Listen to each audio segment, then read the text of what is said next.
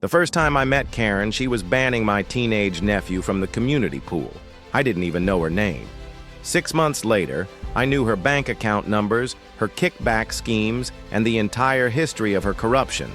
That transformation, from clueless neighbor to forensic investigator, happened because Karen Mitchell made one critical, irreversible mistake. She picked a fight with a retired construction lawyer who'd spent 20 years unraveling multi-million-dollar fraud schemes. A man who had absolutely nothing left to lose after losing his wife. Imagine this. 6 a.m. on a Tuesday morning. I'm standing in my doorway in my bathrobe, steam rising from my coffee mug, facing two very confused police officers and one very smug woman in tennis whites. The smell of fresh coffee mixing with Karen's overwhelming vanilla perfume was the first warning that this was about so much more than pool rules.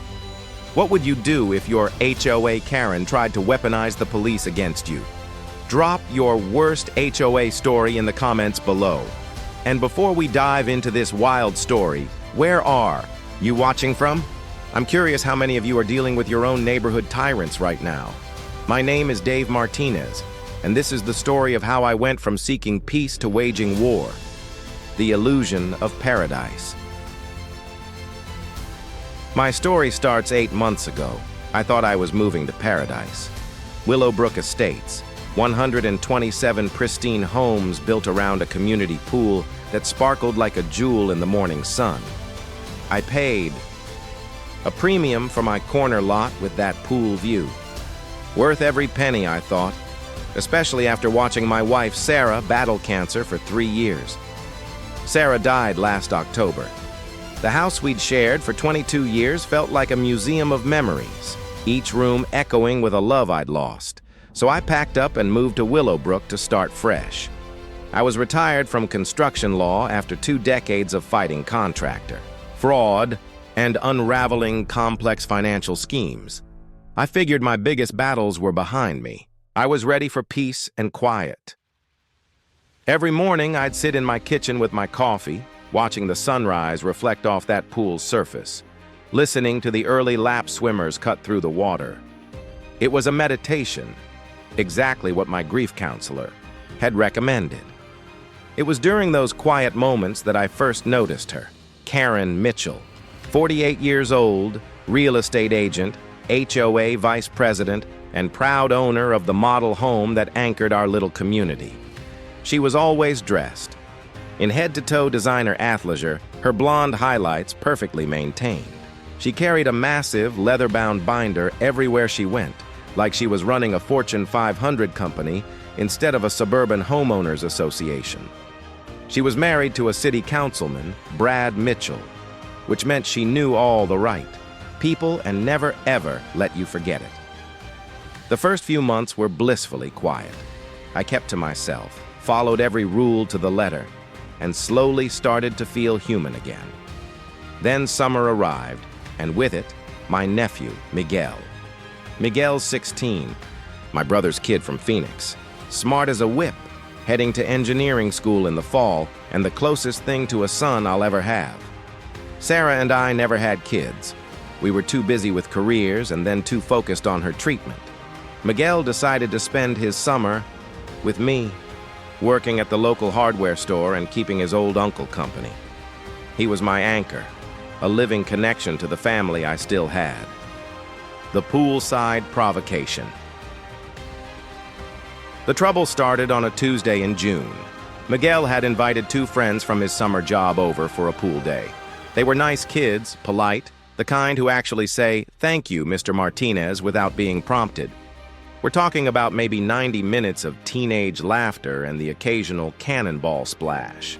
That's when Karen appeared poolside with her clipboard, like some kind of HOA Grim Reaper. The chlorine smell mixed with her overwhelming vanilla perfume created this nauseating cloud as she descended upon our little group. "Excuse me," she announced, her voice loud enough to be heard by every sunbather. "I need to see guest passes for these young men." Guest passes? I'd been living there for 8 months and had never heard of such a thing. "They're family," I explained, keeping my voice level and calm. "This is Miguel, my nephew." And these are his friends from work? Karen's smile was sharp enough to cut glass. Rules are rules, Mr. Martinez. HOA bylaws clearly state that excessive guest usage, that's more than 2 guests per household per week, requires pre-registration and approved guest passes. I offered to register them right then, to correct the simple oversight. It seemed reasonable, but Karen wasn't interested in reasonable.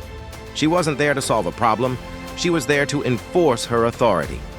No exceptions, she declared, consulting her clipboard as if it contained the original 10 Commandments. Pool privileges are immediately suspended for Lot 47 pending a full compliance review.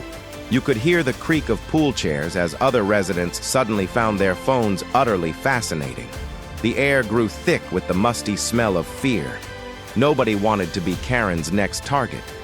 Miguel and his friends, embarrassed and confused, quietly gathered their towels and left. That night, Karen posted an official notice on the community board.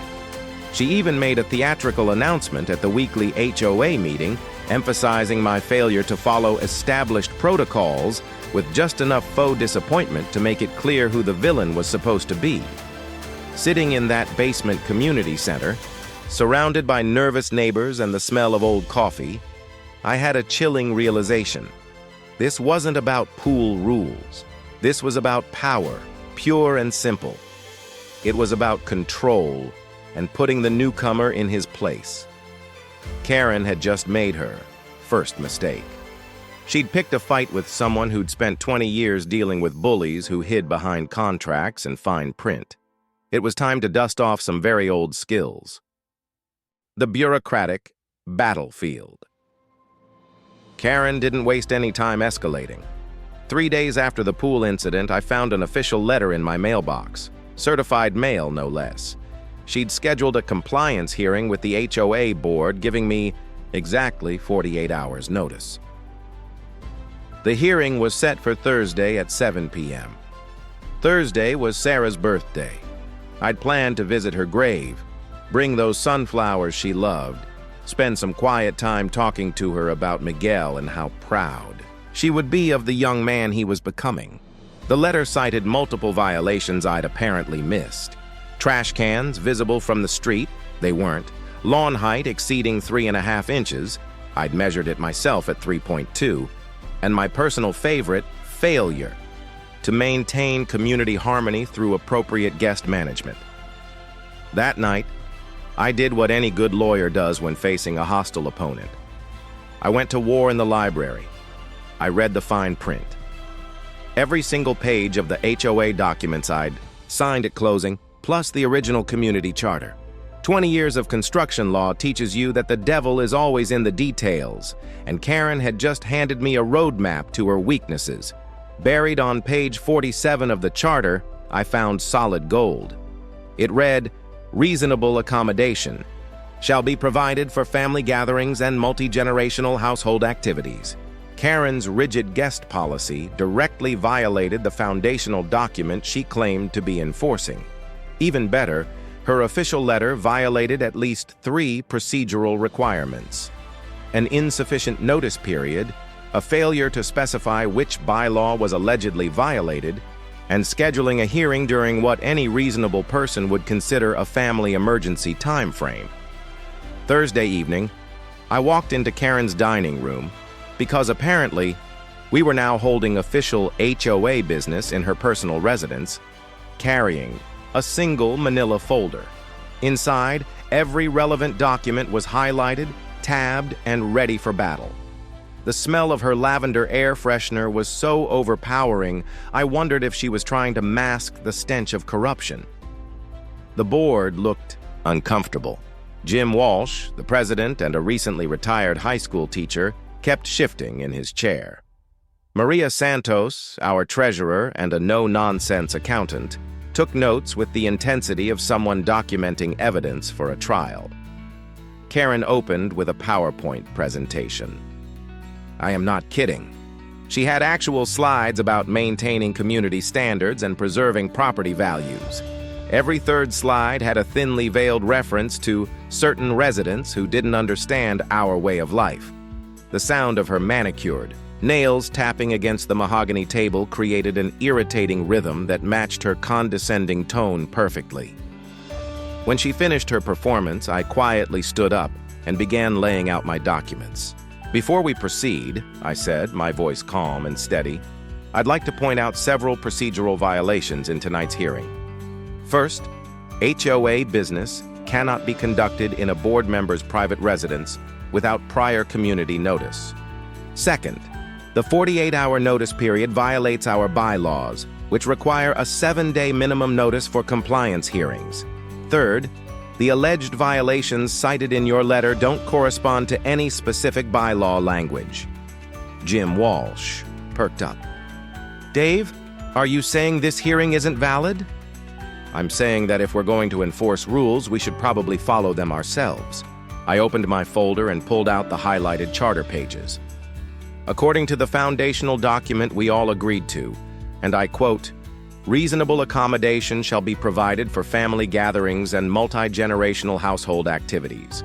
My nephew's pool day with 2 friends falls squarely under this protection." Karen's face flushed a deep red. "That language is outdated." "We've since updated." "Respectfully, Karen," I interrupted gently. "The original charter can only be modified by a community-wide vote. Has there been such a vote?" Silence. Maria. Santos looked up from her notes and shook her head, almost imperceptibly. Here's where Karen made her critical error. Cornered and embarrassed, she pivoted to a personal attack. "Maybe Mr. Martinez is having trouble adjusting to community life after his recent loss," she said, her voice dripping with fake sympathy. "Perhaps the stress of learning new rules is overwhelming."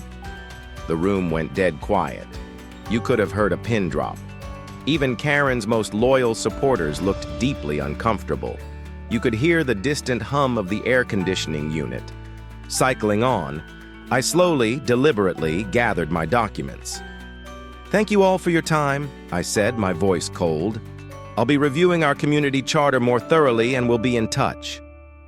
The vote was 4-2 to uphold the pool ban, with only Jim and Maria dissenting. But something important had shifted in the room that night. Karen had revealed her true vindictive colors, and the board had seen a glimpse of what they were really dealing with. That night, I opened my laptop and began the kind of deep dive research I hadn't done since my last major construction fraud case. HOA formation documents, municipal filings, Karen's real estate transaction history. It was all public record if you knew where to look. By 2 a.m., I'd found the first thread. Karen Mitchell Realty had been the exclusive sales agent during Willowbrook's construction phase. Exclusive arrangements like that usually came with very generous and often hidden incentives. It was time to see exactly what those incentives had been: the harassment campaign and an unlikely ally. Karen's next move came faster than I expected. Within a week, she'd organized what she called a neighborhood watch patrol. 3 residents with clipboards and cameras, documenting every minor deviation from HOA rules. Suddenly, people were getting violation notices for things that had been ignored for years. Basketball hoops stored in garages but visible through windows. Garden gnomes exceeding the 2-decoration limit. Christmas. Lights still up in July, but I was getting special attention. Daily drive-bys, photographs of my property from multiple angles, printed warnings left under the windshield wipers of anyone who visited me. Miguel started joking that Karen was our personal stalker, but I could see the constant scrutiny was wearing on him. A 16-year-old shouldn't have to worry about getting his uncle in trouble just by existing. The harassment campaign was having its intended effect on the community, too. Fear was spreading like a virus. Neighbors who used to wave from their driveways suddenly found their phones fascinating when I walked by. The community was fracturing. Newer residents rallied behind Karen's standards, while the original homeowners whispered their concerns in the grocery store aisles. That's when Maria Santos, the HOA treasurer, approached me after one of my morning walks. She's a small woman with a spine of pure steel. the kind of accountant who can spot a financial discrepancy from 3 counties away. "Dave," she said quietly, glancing around as if we were planning a heist. "We need to talk. There are things about this HOA's finances that don't add up." While Karen was busy playing security guard, I was doing what construction lawyers do best, following the money. I'd installed discrete security cameras around my property, perfectly legal, and began meticulously logging Karen's patrol schedule. Every drive-by, every photograph, every intimidation tactic, all time-stamped and documented. Here's a legal nugget most people don't know. HOA enforcement procedures require written warnings before penalties can be imposed. Karen's verbal harassment and immediate pool ban violated due process requirements under state law. One-sentence takeaway: document everything, because HOA board members can be held personally liable for procedural violations. I also started quietly connecting with Jim Walsh and Maria Santos. Turns out, I wasn't the first resident to experience Karen's special brand of community leadership. Jim shared stories about families who'd moved away rather than deal with her harassment. Maria hinted at significant financial irregularities, but needed time to compile the evidence. The incident that changed everything happened on a Friday afternoon. Miguel and his friends had waited until designated family hours to use the pool, everything by the book. They were quietly enjoying the water when Karen appeared with her clipboard and 2 patrol volunteers like some kind of HOA SWAT team. "Exit the pool immediately," she announced, her voice carrying across the water. "Lot 47 remains under pool privilege suspension." The boys complied without argument. Miguel had coached them well about not escalating conflicts, but Karen wasn't. Satisfied with compliance, she followed them to my house, her entourage in tow, her voice rising with each step. By the time they reached my driveway, half the neighborhood was watching from their windows. Karen was in full theatrical mode, gesturing wildly and talking about certain types of people who don't understand community standards. Here's where my legal training kicked in. Instead of engaging in a shouting match, I pulled out my phone and started recording. "Karen," I said calmly, "the HOA's legal obligation is to provide equal access to community amenities for all residents in good standing. Can you cite the specific bylaw that justifies the ongoing suspension of pool privileges?" She kept ranting, but now she was doing it on camera. "This is about more than pool rules, Mr. Martinez. This is about people who fit our community values and people who don't." 3 neighbors emerged from their houses, clearly disturbed by Karen's tone and the ugly implications of her words. Mrs. Chen from across the street shook her head in disgust. The Johnsons, a young black couple who'd moved in last spring, exchanged knowing looks. "If you can't control your guests," Karen continued, oblivious to the growing audience, "maybe this community isn't right for you." I emailed the recording to the entire HOA board that evening with a formal complaint about harassment and discriminatory enforcement.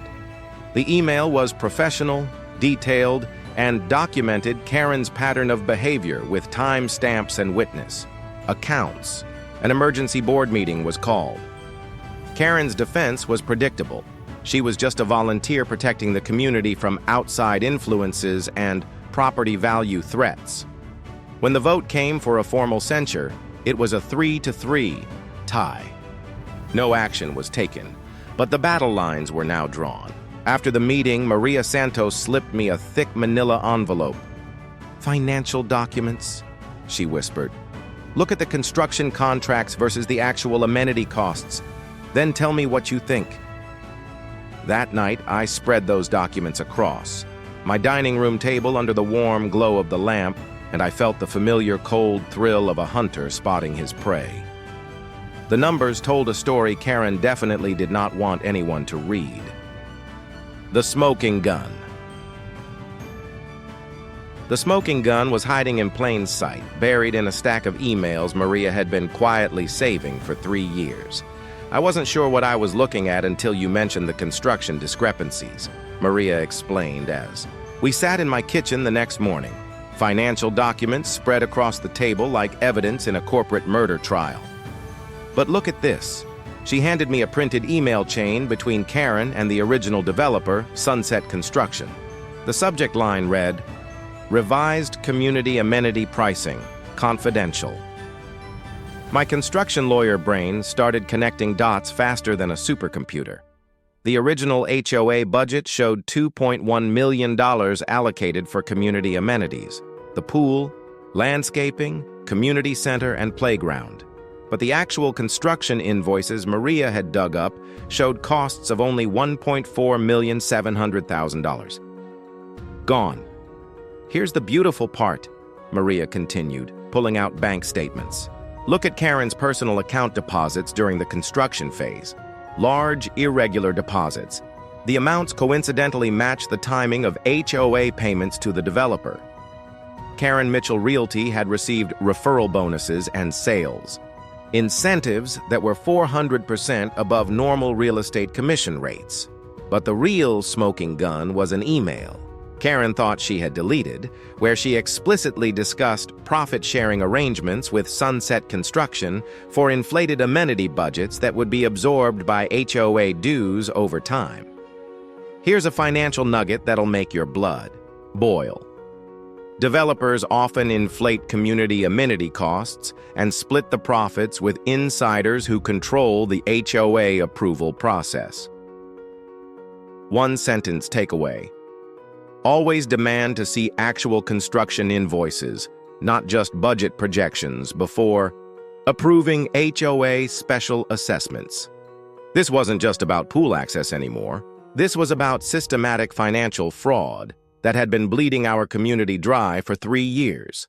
Every resident had overpaid for substandard amenities, and we were continuing to overpay through inflated HOA dues designed to cover the missing money. "There's more," Maria said grimly. "The monthly landscaping contract, the pool maintenance, even the snow removal service for our one snow day a decade. They're all overpriced by 30 or 40%, and Karen gets a kickback from every single vendor." The pattern was crystal clear. Karen's aggressive rule enforcement wasn't about maintaining standards. It was a smokescreen. It was about preventing anyone from looking too closely at the financial irregularities that were making her rich. Her harassment campaign against me had escalated because my construction law background made me the one person in the community capable of unraveling her entire scheme. "Why didn't you bring this to the board earlier?" I asked. Maria sighed. "Because Karen controls the board. Jim Walsh is honest but outnumbered. Everyone else is either afraid of her or benefiting from her. Connections. I needed someone with the legal expertise to understand what we were looking at." The irony was absolutely delicious. Karen's attempts to silence me had actually motivated me to investigate the exact financial corruption she was desperately trying to hide. Her harassment campaign was now evidence of obstruction.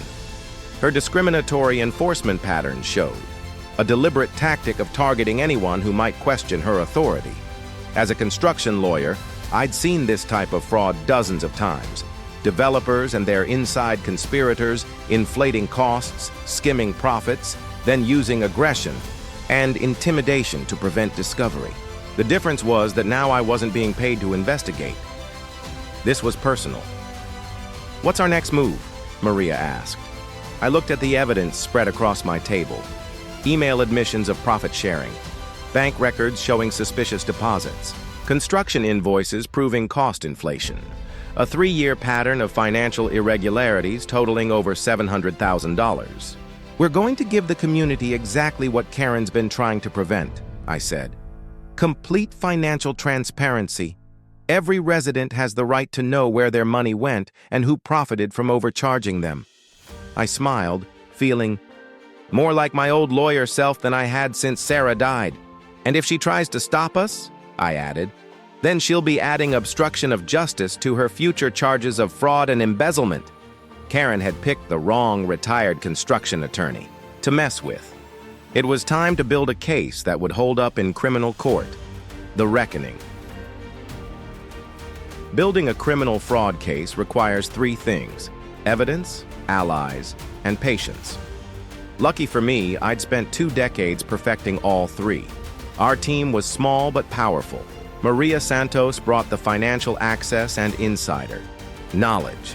Jim Walsh provided board legitimacy and moral authority.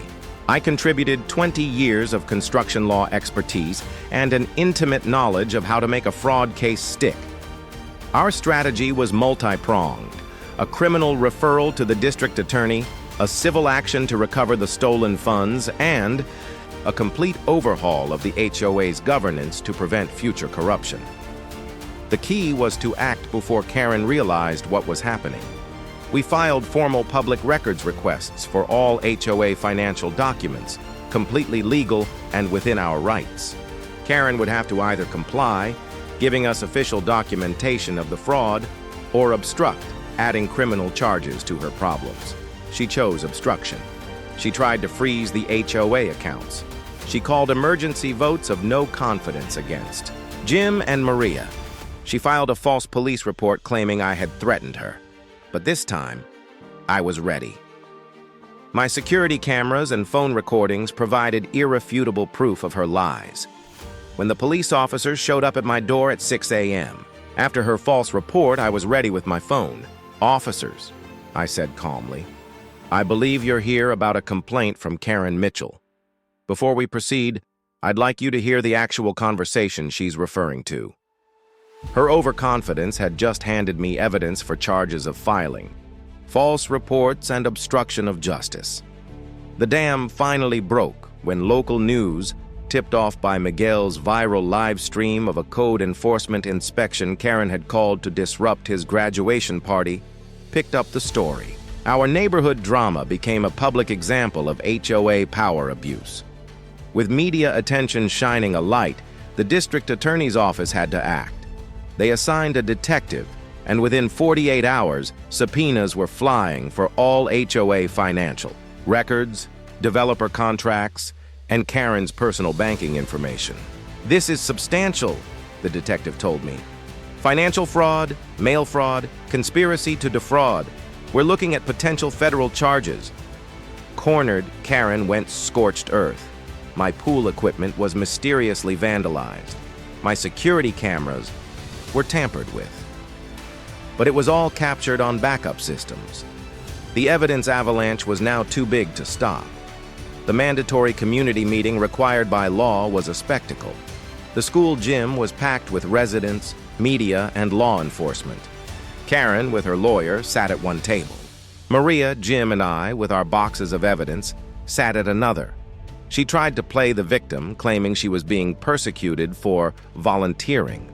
But when I began projecting the documents onto a large screen, showing the $2.1 million budget versus the $1.4 million in actual costs, the gasps in the room were audible. Then came her emails, her own words in 24-point font detailing the profit-sharing arrangements and revised confidential pricing. The room fell completely silent. Under the pressure, Karen's composure shattered. She stood up and began yelling, claiming the emails were taken out of context, and that if I wasn't so obsessed with destroying her, none of it would be an issue. She even defended her actions by saying she was keeping certain elements from undermining what we've built here. The racist undertones were now a deafening roar, captured on every phone in the room. It was over. The detective stood and addressed the crowd. "The district attorney's office has filed criminal charges including fraud, embezzlement, and conspiracy. This is now an active criminal investigation. A community rebuilt." 6 months later, justice had a beautiful symmetry. Karen Mitchell pleaded guilty to federal fraud charges. The final tally was $847,000 in stolen funds, plus interest and legal fees. Her real estate license was permanently revoked. Her husband resigned from city council. The developer lost all municipal contracts. But the real victory was what we built from the ashes of her corruption. Our new HOA bylaws require radical financial transparency, resident oversight committees, and independent audits. Maria Santos was elected president. Jim Walsh stayed on as treasurer. and I serve as the volunteer compliance officer, using my skills to protect my community instead of just winning cases. The recovered funds transformed Willowbrook. We eliminated HOA dues for 3 years, funded real improvements to our parks and pool, and established the Sarah Martinez Memorial Scholarship for local students pursuing engineering degrees. Miguel was the first recipient. The personal healing surprised me most. Fighting for my community gave me a purpose beyond my grief. The pool that was once a battleground is now filled with the sound of children laughing. Miguel spent his last summer weeks there, teaching kids to swim, showing them that community spaces belong to everyone. Our story sparked a statewide HOA reform movement. It proved that when you stand up to corruption with facts, law, and a determined community behind you, you can win. Karen's harassment was designed to isolate and intimidate. Instead, it brought us together and showed us our own strength. We didn't just win a fight, we won back our community. What's your worst HOA horror story? Share it in the comments. You might be surprised how many others have similar experiences, and you might just inspire someone else to stand up for their rights. Remember, you have more power than they want you to think. Research your rights, document everything, and never let anyone bully you out of demanding transparency. Subscribe for more David vs. Goliath stories, where everyday people take on corrupt systems and win. Next week, how a retired teacher exposed a municipal tax scam using nothing but public records and sheer determination, because sometimes the best revenge is simply refusing to be silent when you know what's right.